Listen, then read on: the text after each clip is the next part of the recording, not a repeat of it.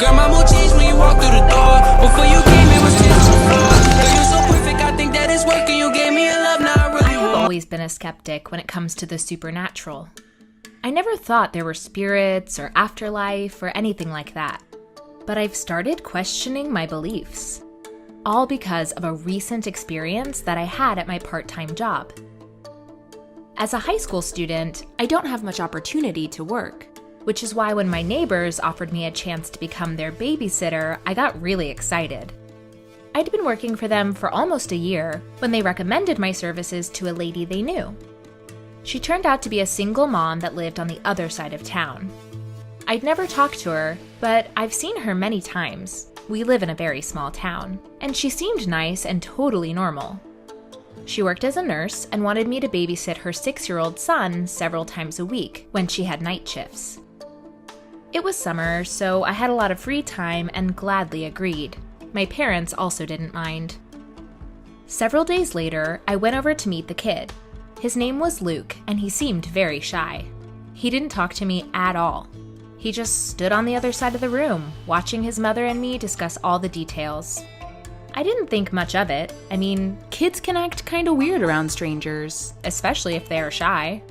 Before leaving, I approached him, smiled, and told him, "It was very nice meeting you, Luke." He didn't reply. He just stood there, completely motionless, and not a single muscle on his face moved. "Well," I continued, "I'm gonna see you soon, and we're gonna have a lot of fun together." He just looked past me and pointed somewhere behind my back. I turned around and saw that the door to their backyard was open, and past their yard I noticed a small cemetery. I decided Luke meant we could play in the yard. Well, little did I know. Later that week, I was asked to come babysit Luke. His mom had a night shift, so she needed me to look after him overnight. When I arrived, it was about 6 p.m., and Luke's mom was getting ready for work. She gave me all the necessary instructions, showed me everything, and left the two of us alone. I couldn't help but notice that during all that time, Luke seemed to completely ignore both me and his mom. He was sitting on the couch, motionless with his eyes opened, but completely still and empty. He was sitting in front of the TV with a Disney show turned on, but I don't know. I could swear that he wasn't actually watching. He didn't react to anything happening on the screen like other kids. His pupils didn't even move. That wasn't normal. I sat next to him for a while, trying to figure out what to do. After a while, I decided to break the silence, which started to get on my nerves. "So, Luke, do you like cartoons?" "No," he quietly replied. "Well, maybe you want to do something else then?" No reply. "Like, maybe we can play a game or go for a walk." I kept going. He slowly turned his head towards me. "Yeah, let's go for a walk," he said in a calm and collected manner that was absolutely uncommon for a kid of his age.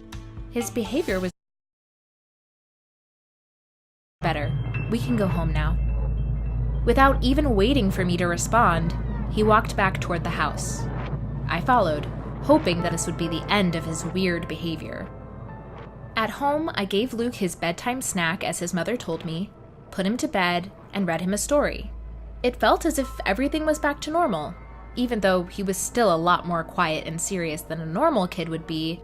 At least he didn't say or do anything creepy, so I let my guard down. I went downstairs and turned on the TV. I still didn't want to go to sleep in that house, even though Luke's mom told me that I was more than welcome to use the guest bedroom. So I started watching some really boring reality shows until I accidentally fell asleep on the couch. I woke up from a sudden but strong headache. It kind of felt like someone put a long, sharp spike through my head. I sat up on the couch, pressing my temples as if I could somehow send the pain away, when I saw Luke. He was standing near the couch with his eyes closed and his face calm, just like he did in the cemetery near those graves. I gasped, "Luke, what are you doing?" He didn't react, keeping on doing his thing. The pain was getting stronger and I felt panic fill my body. I barely remember how I got off the couch and ran outside. I shut the door and leaned on it, preventing it from being opened.